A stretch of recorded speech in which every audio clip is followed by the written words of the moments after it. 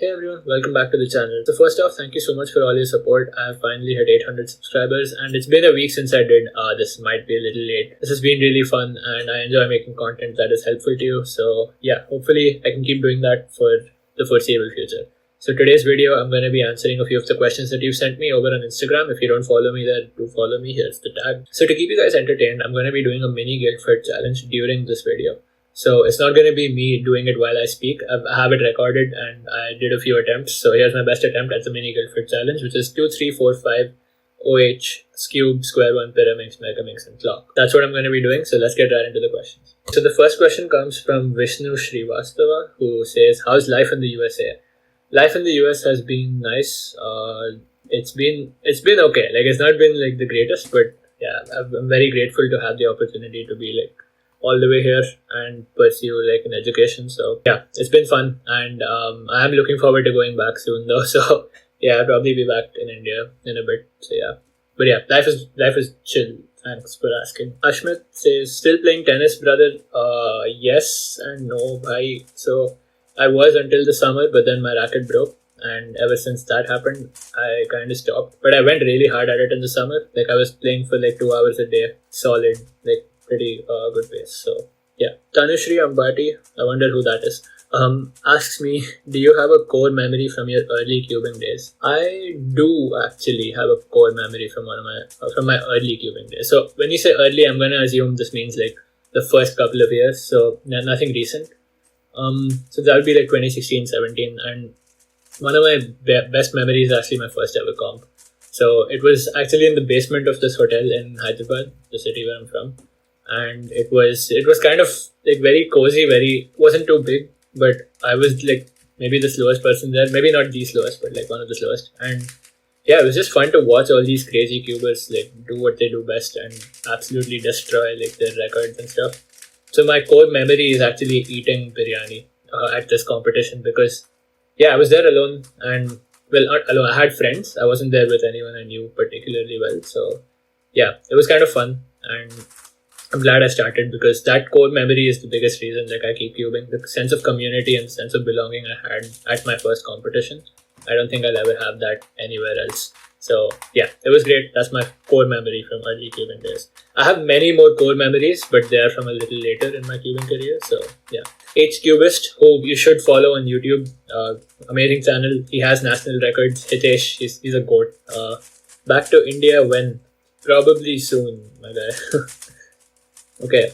Hydra Tags 3 says, are you down for DM me? No, I'm kidding. Don't DM me. Bro. Okay, next question. Nayan Jangit 2. Have you ever put butter on a Pop-Tart?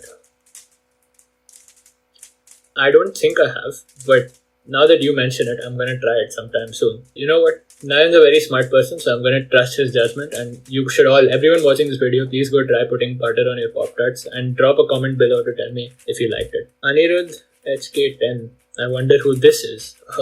Do you think you can become the world champion? I don't think I can become the world champion. And that's mostly based on like circumstance because, you know, I'm studying and I'm gonna have to work soon. So I don't think I have the time to put in towards becoming like the world champion. And also, I think the world champion at this point, that title is very far out of my contention. I don't know if I can become the world champion, maybe the best in my country, but that's my goal, is to try and get the best overall rankings for sum of ranks. And I'm just going to keep working towards it. Let's hope that it happens. But yeah, best solve of your life. So I think the best solve of my life, you know what? So I thought for 2 minutes about this and I could not come up with the best solve of my life. So I'm going to say it's the solve that you judged me on, where I got a 49 on 5x5 and I didn't realize you were judging me because I was that locked in and that excited after. I was looking for where you were so I could tell you, but turns out you were judging me and I just did not see you. So yeah, that's the best solve of my life. But no, I'm kidding. But no, I have no idea. There's so many good solves. I have a 236 7x7 single. That was pretty cool because at the time that was my overall personal best. So yeah, I think that might be one of the best solves of my life. Okay, Murli Krishna asks, what's your main for 3x3 right now? My main 3x3 right now is the Huameng YS3M. That's this puzzle. But the YS3M is pretty nice, it's pretty stable. But it is getting a bit slow now, so I might be changing soon. But if you have any recommendations for me, let me know. Because yeah, I would love some recommendations. Okay, 352. It's not bad. Sub-4. I think everything is sorted. Yeah. Why am I checking this like it's multi-line? I don't know. Anyway, 352.85. Tanushree Ambati asks, "You single? Question mark. I wonder. No personal questions, guys. No personal questions. Mazen. Mazen asks, how did you learn to solve Rubik's cubes so well? I basically just had no life. No, I'm kidding. I had a life. Actually, I was doing a lot when I first started cubing, and I still am. I think. But no, I was mostly inspired by my classmate. So back in high school, I had a classmate who was just he was already averaging like 12 seconds, which nowadays is not great, but back then that was insane. And I did not notice. I knew how to solve the cube, but I did not know what speed cubing was. So yeah, I just used to watch him solve cubes, and I was like, hold on, this guy's kind of cool.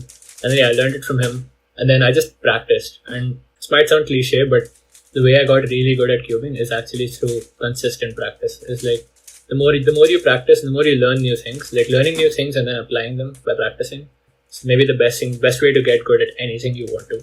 But yeah, you got to keep learning. So yeah, I think that's how I do it so well. I just kept learning new things, and then as I did, I would get better. I would initially get slower and then practice and then get better. So yeah, that's how I became good. I don't know if that counts as good, but it got better at solving cubes. Last question is from Hrishikesha, and he says, "What inspired you to start cubing?" What inspired me to start cubing? It was, as I just said in the last story, it was a friend of mine in high school who was a really good cuber, and I just watched him solve, and I was like, "That's insanely cool!" So I'm gonna learn how to do that, and then that inspired me to start cubing.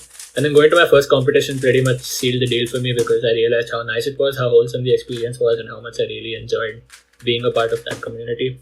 And getting better at cubing is just very rewarding. It does take a lot of effort, obviously. It's taken me, I've been cubing for nearly 9 years now. So it took me 9 years to get to where I am, which is not even that insane. So yeah, that's what inspired me. Thanks for your question. And with that, I think we come to the end of the questions. So thanks a lot to everyone who asked the questions and everyone who watches my channel and interacts with it in any way possible. I really appreciate it. And I'm going to be starting a short series now on OLL and PLL. And I'm going to be getting into all the OLLs and PLLs basically through YouTube Shorts, because I find that learning one alg at a time is a little more helpful for a lot of people. And in a short form, it's under a minute, it's just going to be easier to grasp, and you can always come back to it later if you find yourself looking for like a revision. So yeah, look out for that. It's going to be every day we're going to do one OLL, and then I'm going to finish all the OLLs and then do one PLL, finish all the PLLs. So that's 57 plus 21. Basically the next 78 to 80 days is going to be one short a day talking about last year. And in the meantime, stay tuned for more exciting videos. I have a lot of plans with this channel, and I'm excited to see where this goes. So yeah, that's all for this video. So thank you so much for watching. Stay tuned for more amazing content, and hit subscribe if you haven't already, if you enjoy what I post. So yeah, see you in the next one. Peace.